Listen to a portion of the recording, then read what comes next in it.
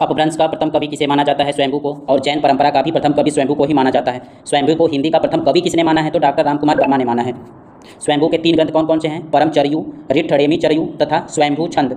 अपभ्रंश का वाल्मीकि तथा व्यास किसे कहा जाता है? स्वयंभू को कहा जाता है, क्योंकि पौंचर्यु जो है वो रामचरित से लिया गया है, यानी रामचरित का वर्णन किया गया, इसलिए स्वयंभू को अपभ्रंश का वाल्मीकि और व्यास कहा जाता है। स्वयंभू ने अपनी भाषा को कौन सी भाषा कहा है? तो उन्होंने अपनी भाषा को देसी भाषा नाम दिया है।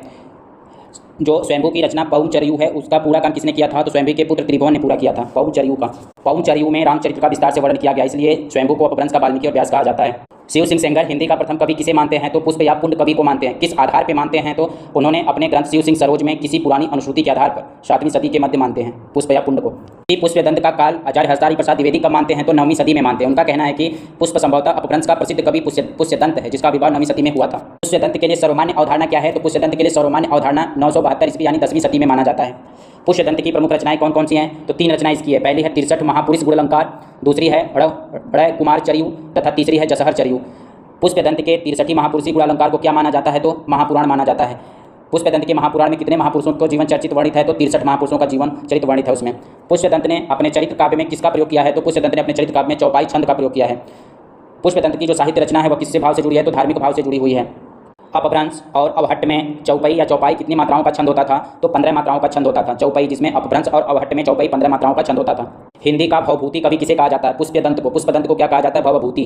पुष्प कवि को भाखा की जड़ भी कहा जाता है। तो भाखा की जड़ पुष्प कवि को किसने कहा है? तो शिव सिंह सेंगर ने कहा है। पुष्पदंत ने अपने आप को क्या कहा है? तो अभिमान मेरु कहा है, काव्य रत्नाकर कहा है, कवि कुल तिलक कहा है खुद को, और उसी तरह स्वयंभू में अपने को कुकवि भी कहा है। हरिसेन ने अपनी धम्म परीक्षा में अपभ्रंश के कितने कवि माने हैं? तो हरिसेन ने अपनी धम्म परीक्षा में अपभ्रंश के 3 कवि माने, चतुर्मुख को, स्वयंभू को और पुष्यदंत को। पद्धतिया पंथ का प्रवर्तक तथा सर्वश्रेष्ठ कवि किसे कहा गया है? तो चतुर्मुख को कहा गया। किसने कहा है? तो स्वयंभू ने। स्वयंभू ने चतुर्मुख को पद्धड़िया बंध का प्रवर्तक तथा सर्वश्रेष्ठ कवि कहा है। पद्धड़ी का मात्रिक छंद कितना होता था? तो पद्धड़ी का जो मात्रिक छंद था वो 16 मात्रा का होता था। चौपाई जो होता था वो 15 मात्रा का होता था, जिसमें अपभ्रंश और अवहट्ट था, और पद्धड़ी जो था वो 16 मात्रा का मात्रिक छंद होता था, जिससे पद्धड़िया बंध नामक काव्य भी लिखा जाता था।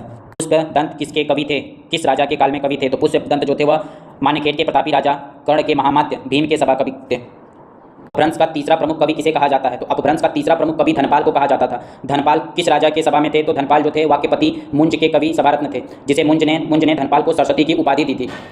धनपाल ने अपभ्रंश भाषा में किसकी रचना की थी? तो भविष्यत कहा की रचना की थी। कब? 10वीं सदी में।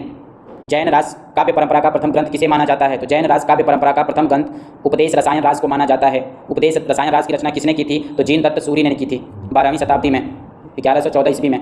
अपभ्रंश भाषा का प्रथम राज काव्य किसे माना जाता है? तो अपभ्रंश भाषा का प्रथम राज काव्य उपदेश रास रसायन को माना जाता है। राज काव्य परंपरा का हिंदी में प्रवर्तन करने का श्रेय किसे दिया जाता है? तो शीलभद्र सूरी को दिया जाता है। और रचना कौन सी है? भारतेश्वर बाहुबली राज, 1184 ईस्वी।